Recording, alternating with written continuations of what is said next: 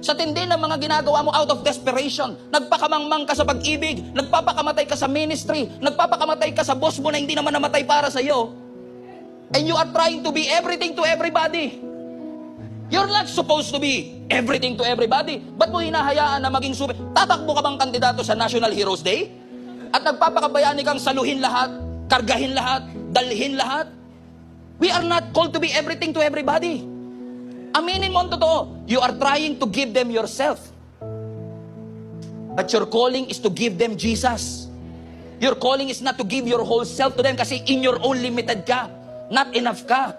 Bakit mo kailangan suluhin? Bakit mo kailangan kargahin? Hayaan mong kargahin ng Diyos. Lahat kayo kargahin ng Panginoon at iasa mo sa Panginoon yung bagay na alam mong hindi mo kaya. Mamamatay ka na lang dyan. Yung deficiency na nararanasan mo, hindi aksidente. Yung kakulangan na nararanasan mo, sinadya ng Panginoon yan para ma-realize mo kahit anong hirap mo, hindi mo kaya.